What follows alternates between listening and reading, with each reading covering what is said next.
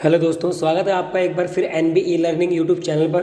तो आज हम इस वीडियो में कक्षा 12वीं हिंदी के जो अभिव्यक्ति माध्यम पुस्तक है उसका चैप्टर 1 यानी विभिन्न माध्यमों के लिए लेखन उसके MCQ लेकर आए हैं। साथ में जो मेन पॉइंट होगा उसको हम डिटेल से बताएंगे आपको।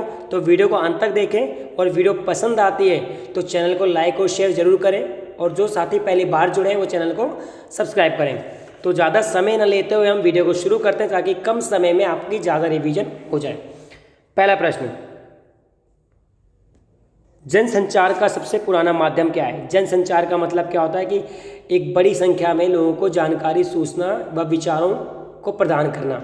जैसे कि रेडियो टेलीविज़न करता है, तो जनसंचार इन लोगों का संचार, लोगों को सूचनाएं, जानकारी आदि देने को जनसंचार कहा जाता है। तो सबसे पुराना माध्यम क्या है? प्रिंट माध्यम। मुद्रित माध्यम सबसे पुराना है। तो पहले समाचार पत्र, पत्रिकाएं, इन सब का विकास हुआ, बाद में श्रव्य यानी रेडियो का और टीवी का विकास हुआ। अगले प्रश्न की ओर बढ़ते हैं। प्रश्न नंबर 2, मुद्रण का प्रारंभ किस देश से हुआ? यानी प्रिंटिंग का आविष्कार किस कंट्री से हुआ? तो इसका सही उत्तर है चीन से। चीन से ही पहली बार प्रिंटिंग का आविष्कार हुआ, पहली बार पुस्तकें भी चीन में छपी, और इवन पहली बार ही नोट का, जो पैसों के नोट होते हैं, उनका आविष्कार भी चीन में ही हुआ। अगले प्रश्न की ओर बढ़ते हैं। प्रश्न नंबर 3, छापाखाना यानी प्रिंटिंग प्रेस की खोज किसने करी? जर्मनी के गुटेनबर्ग ने। इनका पूरा नाम है योहान गुटेनबर्ग, ये जर्मनी के हैं, और पहली बार प्रिंटिंग प्रेस का आविष्कार गुटेनबर्ग ने किया। और इन्होंने सबसे पहली पुस्तक बाइबिल छापी थी, जो कक्षा 11वीं में आपने पढ़ा होगा।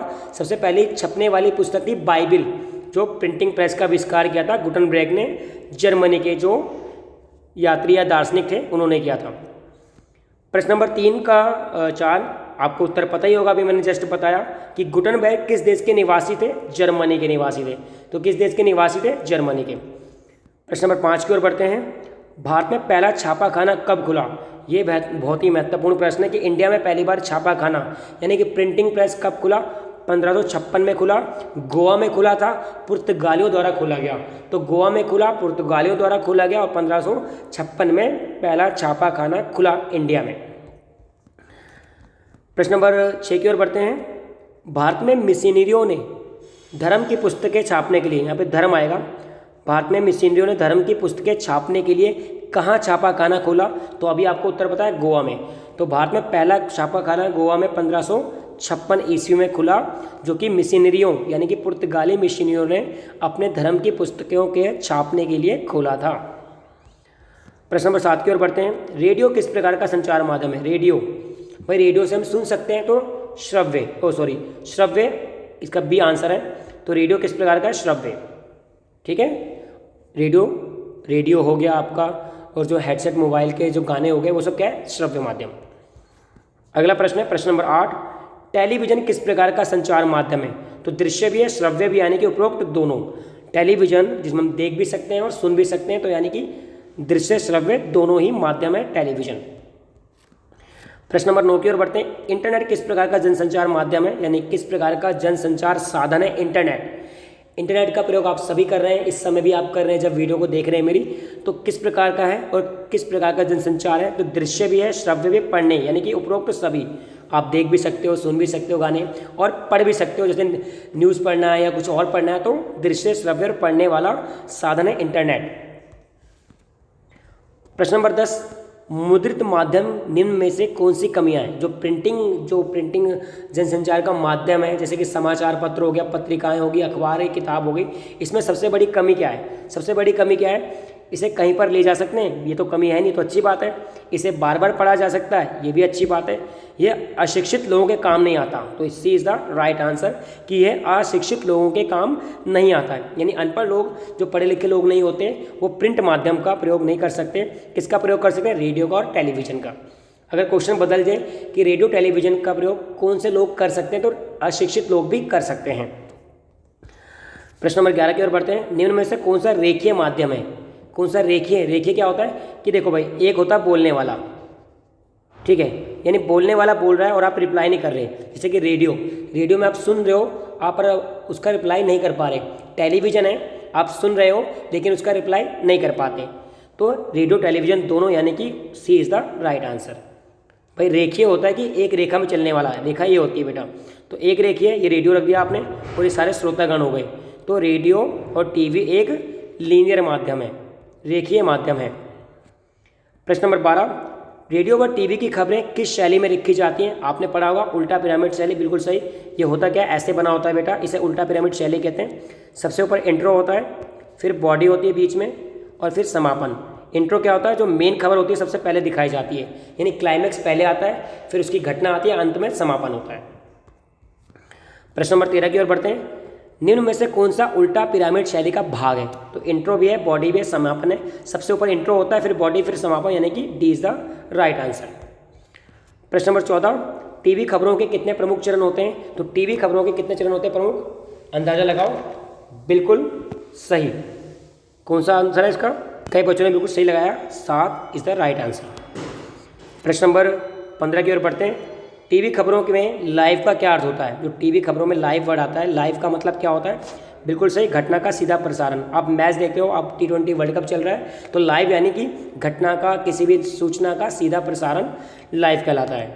प्रश्न नंबर 16 की ओर बढ़ते हैं। ब्रेकिंग न्यूज़ या फ्लैश से क्या तात्पर्य है? ब्रेकिंग न्यूज़ क्या होता है? कोई टीवी का न्यूज़ चैनल चल रहा है, एकदम से कोई खबर आती है, तो ब्रेकिंग न्यूज़ का मतलब होता है महत्वपूर्ण खबरों को स्क्रीन पर दिखाना, और नई एवं महत्वपूर्ण नई खबरों को टीवी स्क्रीन पर दिखाना ब्रेकिंग न्यूज़ कहलाता है। प्रश्न नंबर 17, आधुनिक समय में सबसे प्रसिद्ध जनसंचार माध्यम क्या है? आप सभी को पता है क्या है इसका उत्तर? इसका उत्तर है इंटरनेट। इंटरनेट आजकल सबसे प्रसिद्ध जनसंचार का माध्यम है। हालांकि टीवी, रेडियो, समाचार पत्र एक टाइम पर थे, लेकिन इंटरनेट ने सबको फेल कर दिया है। प्रश्न नंबर 18, इस समय विश्व स्तर पर इंटरनेट पत्रकारिता का कौन सा दौर चल रहा है? दुनिया में जो इंटरनेट पत्रकारिता है उसका कौन सा दौर चल रहा है? जी, तीसरा चल रहा है दुनिया में। इंडिया में चल रहा है दूसरा, इंडिया थोड़ा पीछे है, तो दुनिया में तीसरा दौर चल रहा है और भारत में दूसरा दौर चल रहा है। इस समय भारत में कौन सा दौर चल रहा है? तो अभी आपको उत्तर बताया, दूसरा दौर चल रहा है। प्रश्न नंबर 20, किसको भारत की पहली साइट कहा जाता है? साइट यानी वेबसाइट, कौन सी है पहली वेबसाइट? रीडिफ को भारत की पहली साइट कहा जाता है। इंपॉर्टेंट क्वेश्चन है, परीक्षा में आने की पूर्ण संभावना है, चाहे फर्स्ट टर्म में आए चाहे प्री बोर्ड में आए, लेकिन आएगा जरूर। तो रीडिफ भारत की पहली साइट कही जाती है। वेबसाइट पर विशुद्ध पत्रिका, विशुद्ध मतलब होता है बिल्कुल शुद्ध तरीके से, बिल्कुल ओरिजिनल तरीके से, यानी कि खाना पूर्ति कर दिया, पत्रकारिता के नाम पे कुछ भी छाप दिया, कुछ भी न्यूज़ में दे दिया। विशुद्ध मतलब सही ढंग से पहली पत्रकारिता इंडिया में किसको श्रेय जाता है? तहलका.com को। इंडिया में यानी वेबसाइट पर, इंटरनेट पर पहली इंटरनेट पर विशुद्ध पत्रकारिता करने का श्रेय तहलका.com को जाता है। प्रश्न नंबर 22, भारत का कौन सा अखबार प्रिंट रूप में ना होकर केवल इंटरनेट पर है? यानी एक ऐसा अखबार का नाम बताना है जो आपको रियल में नहीं मिलेगा दुकान पे, शॉप पे, लेकिन इंटरनेट पे मिलेगा। जी बिल्कुल, प्रभा साक्षी। हिंदुस्तान तो आप घर पे पढ़ते होंगे, नवभारत भी पढ़ते होंगे, पंजाब केसरी भी, लेकिन प्रभा साक्षी जो अखबार है वो सिर्फ कहाँ पे? इंटरनेट पर है। कहाँ पे? सिर्फ इंटरनेट पर है, प्रिंट रूप में नहीं है। प्रश्न नंबर 23, आज की पत्रकारिता के अनुसार सबसे बेस्ट साइट कौन सी है? BBC। जो BBC पे खबरें आती हैं बेटा, चाहे इंग्लिश में हो चाहे हिंदी में, बेस्ट न्यूज़ होती है, यानी कि बिल्कुल सही न्यूज़ होती हैं। ये नहीं कि जी न्यूज़ कुछ और दिखा रहा है, आज तक कुछ और दिखा रहा है। तो BBC ब्रिटिश ब्रॉडकास्टिंग होता है इसकी फुल फॉर्म, ब्रिटिश ब्रॉडकास्टिंग। आज की पत्रकारिता के अनुसार सबसे बेस्ट साइट BBC है। प्रश्न नंबर 24, हिंदी में नेट पत्रकारिता किसके साथ प्रारंभ हुई? जी वेब दुनिया के साथ प्रारंभ हुई। हिंदी में जो नेट पे पत्रकारिता शुरू हुई वो वेब दुनिया के कारण शुरू हुई। प्रश्न नंबर 25, कौन सा माध्यम है जिसके द्वारा अश्लीलता, दुष्प्रचार, गंदगी फैल रही है? सबको पता है, मैं बताऊंगा नहीं उत्तर, कमेंट में बताएं। हाँ, क्या है? इंटरनेट है, बिल्कुल सही। तो अगर वीडियो आपको पसंद आई और लगा कि यहाँ बस कुछ ज्ञान वाली बातें सीखने को मिली, तो चैनल को सब्सक्राइब जरूर करें, बेल आइकन को प्रेस करें। इससे क्या होता है कि हमें मोटिवेशन मिलता है। जब ज़्यादा बच्चे जुड़ते हैं और बच्चे देखते हैं और कमेंट करते हैं तो हमें बहुत उत्साह महसूस होती है। और इस प्लेटफॉर्म में, NBE लर्निंग प्लेटफॉर्म में आपको कक्षा 9वीं से 12वीं तक के सभी विषयों की तैयारी करवाई जाएगी। तो आपके छोटे भाई बहन हैं उनको भी कहिए और स्वयं भी चैनल से जुड़े रहिए। NBE लर्निंग में आपका बहुत बहुत स्वागत है। धन्यवाद।